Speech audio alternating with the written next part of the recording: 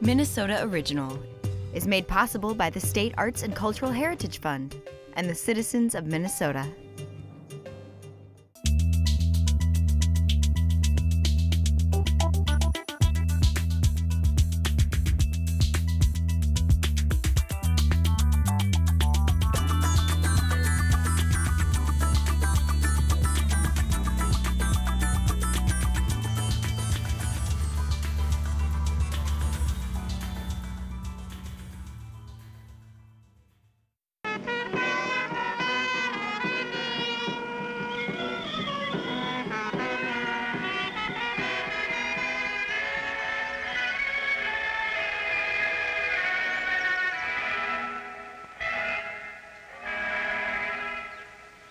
I was taking a class at the University of Minnesota, a night class, photography.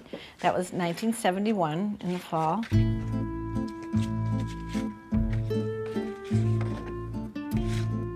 And there was a little note on a bulletin board, and it said, "Spend the winter in Mexico, see Professor Leela Downs." And I just took one look at that and I thought, boy, that sounds like an adventure I can't pass up. Leela Downs was an adventurer who was a photographer, filmmaker, painter, and a teacher who came to the University of Minnesota in the mid-1940s and was on the faculty for over 25 years.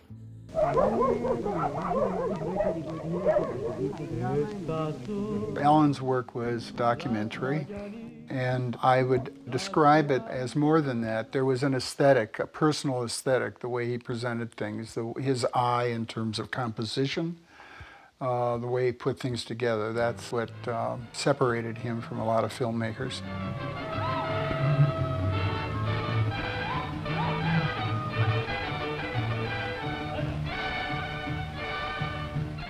Alan was a compassionate, erudite, interested man, which in my estimation made him a wonderful teacher and friend. I think it was 1971, Alan and I were talking about what our aspirations were, what our interests were, and we started talking about Mexico. And he informed me that he had a home in Tlaxiaco, which is in the state of Oaxaca. Then we started talking about, wouldn't it be great if we could have a program down there? It was hatched that easily. The Winter Quarter in Mexico program started in 1972. Basically, we were told what town, how to get there, and when we were expected to be there. There were 30 of us. I knew nobody else in the class, but we all became fast friends. It was the beginning of the greatest adventure for all of us.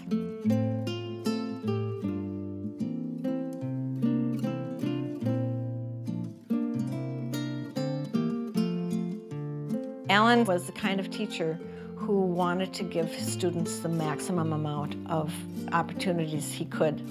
And this was a way for him to share the place that he loved with so many.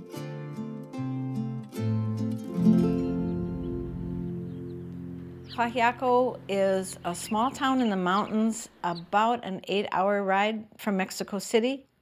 The area is rich with indigenous art, artisans, people who are doing small things, yet original things.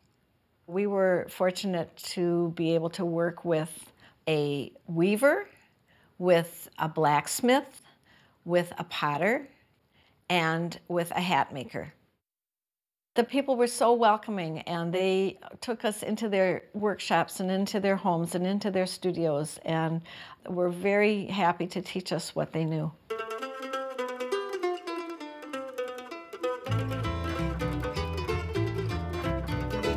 In March of 2013, I organized an exhibit of Leela Downs' work, which included film, photography, and paintings.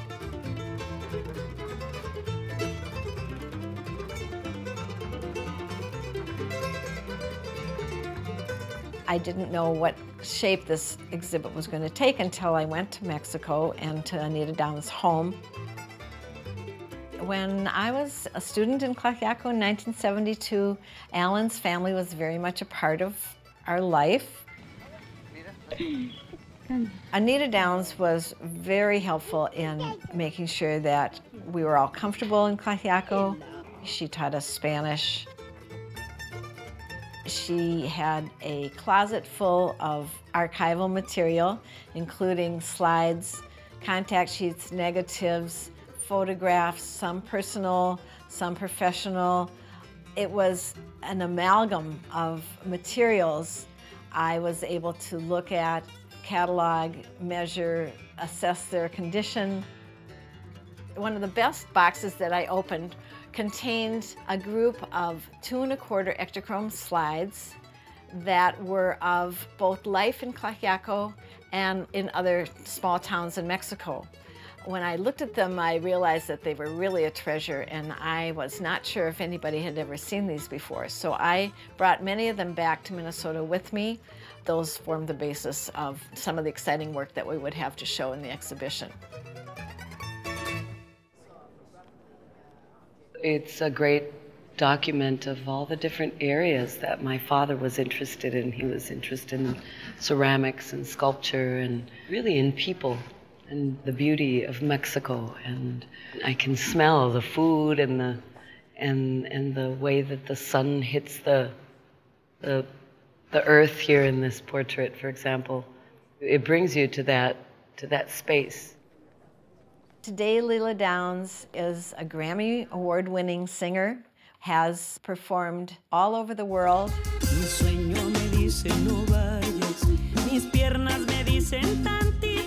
We were lucky to have Leela participate in the Alan Downs project by doing an amazing concert called A Song for My Father. The exhibit also included the work of 24 students and faculty who participated in the Winter Quarter in Mexico program from the years 1972 through 1982.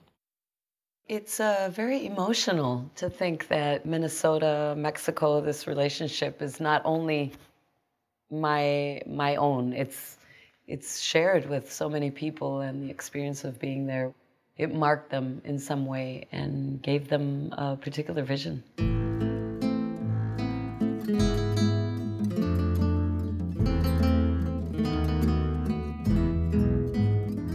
If you want to take art classes, you can take them anywhere. You know, I mean, you don't have to leave Minnesota to take a ceramics class. But the idea of being immersed in another culture, to see, you know, what that culture was about in terms of mores, values, art, craft, that was what we wanted to promote in this program. And we were successful. Alan gave so many of us this amazing experience and opportunity to live in a new place, to explore, to understand our strengths and weaknesses, but to have an experience that has obviously carried us throughout life from that point. That was really a gift.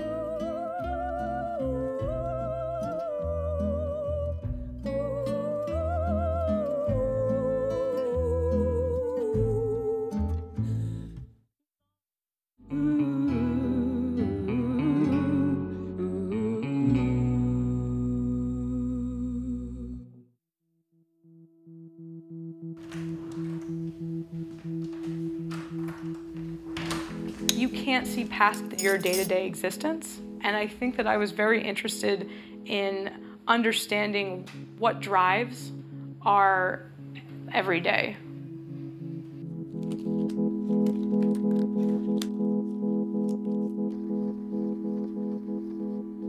What minute routine do you get into to just succumb some type of feeling of uneasiness? And a lot of my work just tries to bring about of thinking about why you act. Not that it's wrong, not that it's right.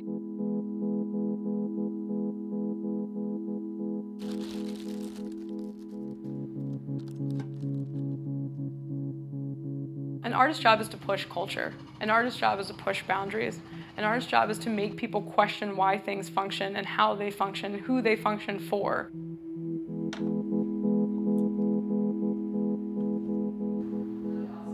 People are just animals without art, in my opinion. I mean, there's a lot of functions that we do that are based on survival and instinct, and the one thing that is counterintuitive to that is the making of art.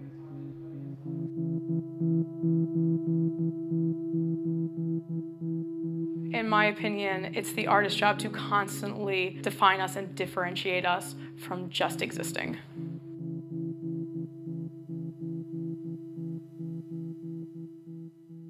I get asked a lot, like, what type of art do you make? Or how do you see yourself in the art world? And how I see myself as just a life participant. And everybody has a story to tell, and everybody has a different way to tell that story. And I use my work to personify a lot of the feelings I have towards daily consuming or pop culture or just the minutiae of kind of working through life. I have very important things to do. Is a fully fabricated replica of my living room. Inside of the dwelling I constructed for the space was my personal belongings, along with actual dirt, dust, cat hair, food remnants, and trash from my apartment. I chose to use my actions and obsessions as a point of judgment for the audience, in an attempt to generate a critical conversation regarding the participants' rituals and routines. I think that a lot of artists pigeonhole themselves into being one thing. I paint, I draw, I sculpt, I pot, I see that the craft is just a catalyst to the concept, so I have a very fluid understanding of how important craft is, and it's only as important as the concept to me.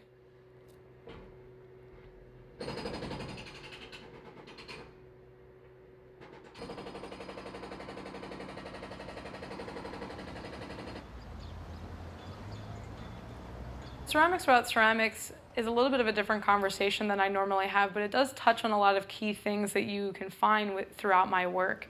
One of them is people's relationships with objects and how people understand and consume objects.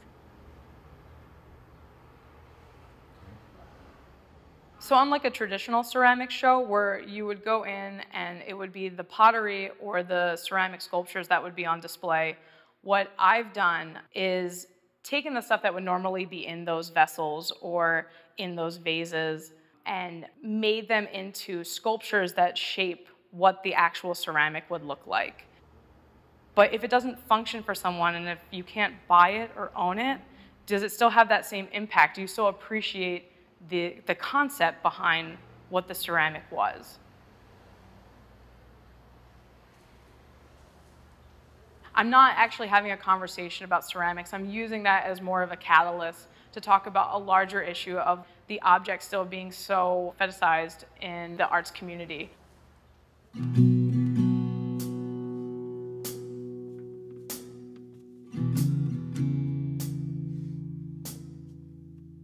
What I believe art is, in a more larger sense, it's about a conversation, it's about a critique on something that people participate in. It doesn't have to be something lofty. It could be about the color blue, and you have something new to say about that color. That, to me, is the concept. Creating any type of narrow road for yourself just skews whatever kind of work you would be making. So I think that I just try to stay open and really let what's happening around me define what I want to be talking about.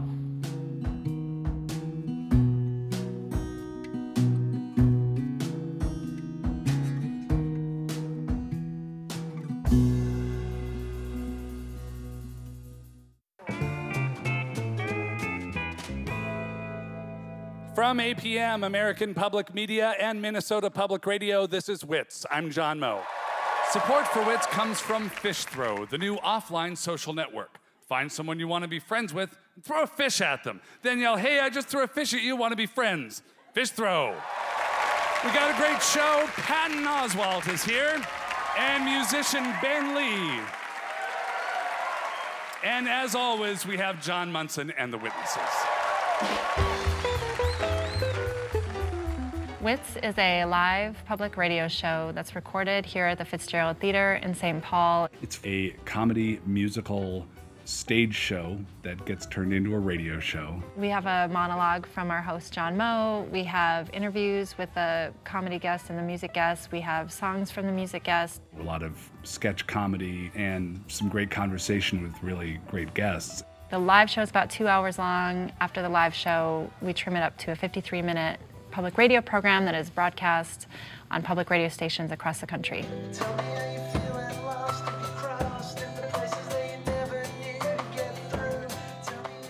I am a part of the show from the very beginning stages of who do we get on the show, to actually getting the person on the show, to thinking about what do we have on the show.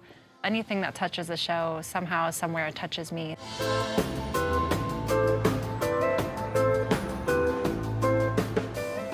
As music director for Wits, I oversee all the music, and I put together a really fun, cool band called The Witnesses. And it's got Joe Savage on steel guitar, Steve Rome on vibraphone, and Richard Medic on drums, and Janie Winterbauer is singing. Don't stop the music, let it play one more song, the same one that's played tonight for so long. We're going to do 5 Ben Lee songs, which is more than we've done of any other artist. Since we're doing a show every week now, it feels very scrambling, but it keeps working out because the band is awesome. 1, 2, 3. There's a stinger. When we're making a show, we have 2 rehearsals. We have a Thursday rehearsal, and that is the rehearsal that we do before the guests get here. And then we have our Friday rehearsal, and that's really, for a lot of guests, the first time they've seen the material, or the first time they've met John Moe, or the first time they've met John Munson. Hey, John. Good to meet you, Ben. How are you, man? Really good, really good. You have a good trip? Yeah, absolutely. Right. So a big part of my role is to get in touch with the musicians and the musical guests that are going to come on the show and convince them that everything is going to be cool when they show up, and we'll actually be able to play their music, and it's going to go off without a hitch. Gamble everything for love, gamble everything, put it in a place you keep what you need. You can gamble everything for love. If you're free, you gotta gamble everything for love. I didn't really know that much about Ben Lee going into this show tonight. And then Larissa was like, this guy's like Elvis of Australia. My head is a box filled with nothing, and that's the way I like it. My God is a secret compartment, and that's the way I like it. That's the way I like it. The music is super hooky and thoughtful and great, and I expect it to be a really fun show. This is Wits. I'm John Moe. A great show just ahead. Terrific comedy, wonderful music, and fantastic guests like Patton Oswalt. Whoa, John, easy on the superlatives. Great, terrific, wonderful, fantastic. But Patton, I believe that. Rings hollow. Patton Oswalt. He's been on once before. In fact, he's one of the ones who kind of made us realize this could be a big deal. Lucy told Linus he needed to stop carrying his blanket around, so he asked me to hide it from him and not give it back, no matter what. I was right to do it, Charlie Brown. I don't need that blanket. I mean, what is it anyway? A scrap of flannel? So what? Oh, my poor sweet Babu. Are you quitting cold turkey? Look, I'm not a baby anymore, okay? Our acting company includes Bill Corbett and Kevin Murphy. A lot of people know them from Mystery Science Theater 3000. They've been a part of the show since ever the show was born. If you're into Ben Lee music, as I always have been since crouching in the corner of that delivery room, obscured by a gurney, that's the really good stuff. You got to go back to my earlier stuff, before my body was formed, before Earth. Prior to the Big Bang. The way we put together the show in terms of the writing is that about a week and a half before the show, our freelance writers pitch us ideas for sketches, and we try to tailor the material to the guest. Is it safe in here? Can you help us? Oh, you bet. Welcome to Spitz Video. I'm Melvin Spitz, owner and proprietor of the last independent video store in existence since the apocalypse. We just escaped. We've been held prisoner by the lizard people and forced to work in the salt mines. I'm Gary, and this is my wife, Sheila. Can you hide us? Sorry, if I wanted to take in every human straggler, I'd run a motel. What I can do is rent you a pristine copy of Barbarella on Laserdisc. What? You don't even rent DVDs? DVDs? Yeah, I love terrible audio, maybe.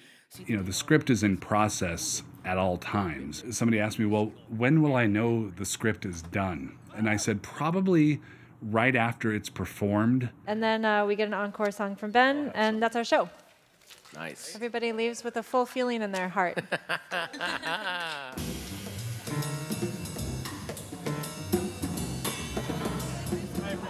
The hour before the show is a really magical time. We have Twitter tutors walking around. Wits is really innovative in the sense that they've always had Twitter as part of the audience experience. They actually encourage people to bring their cell phones and to be online during the show. Everyone can chime in, and if something's really funny or insightful, it'll get retweeted and everyone will see it. The vibe is always about wit. We kind of think of the audience as their own front act, because throughout the whole show they continue to express themselves, getting your feelings, jokes, humor across. I have a bunch of random things. If you have random things, you trade your random things for my random things. There is something called the barter box. It's not a fundraiser, it's not a ticket seller, but it's just this sort of weird, funny thing that completely fits in with the gestalt of the show.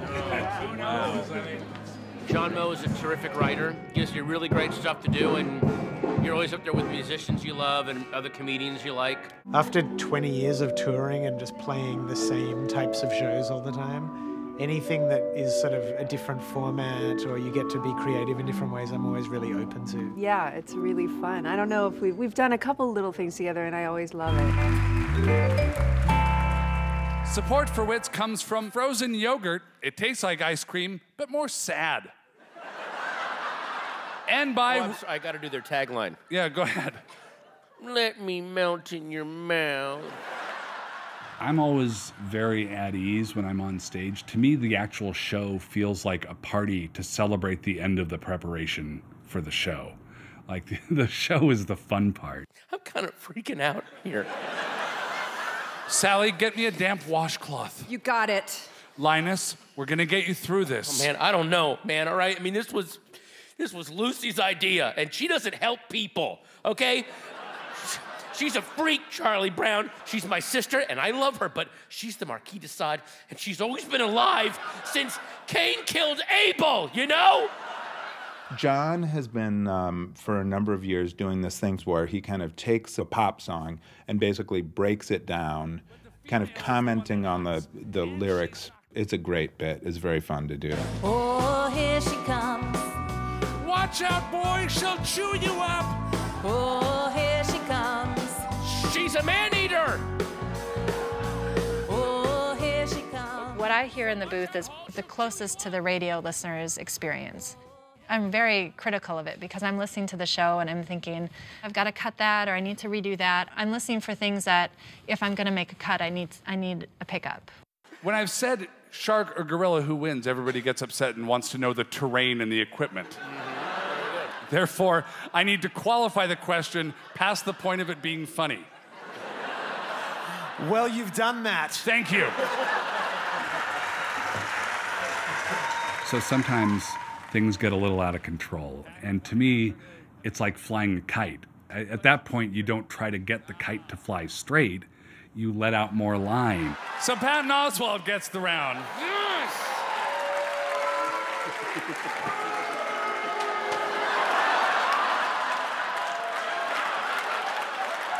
It's okay, you got the round. You got the round. You don't need them. You got the round. We almost had an incident, but I think we're going to be okay. Forgetting about the animals that NPR brings out. There's something so simple and wonderful about being with people and telling stories. It might be millions of people listening to the show. It might be 1,000 people in the Fitzgerald Theater. You're still just people telling stories together. Ben, what's important? I'm going to answer totally seriously. What's important is realizing that our consciousness is asleep and making any effort we can to wake it up. Patton, what's important? Getting whatever bath salts Ben has, man. That was deep, dude. Did you hear that? Man. There's this sense of ownership in the audience, in the community, among the staff here at the theater. This thing doesn't happen with just a couple of people making an effort. It's the kind of thing that everybody's getting behind. She told me she loved me like fireworks, 'cause that's the way I like it. So please, baby, please, open your eyes and catch my disease. I think it's truly a very entertaining and funny variety show with like this soulful music that happens in the heart of it, which really gives kind of contrast and richness to the humor. I love it. I love being a part of it and feel, you know, like the show is a huge gift. The show is at its best when everyone on stage can shine. It's this like weird kind of alchemy. And so I think the challenge is always to figure out what are the exact right ingredients for these guests and for all of the people on stage. I just hope the show can keep being as fun and being as wonderful as it is right now.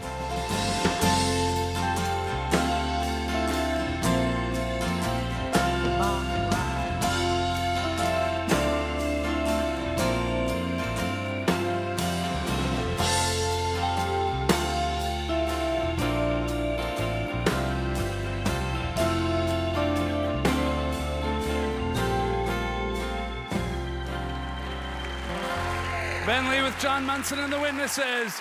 Good night, everybody.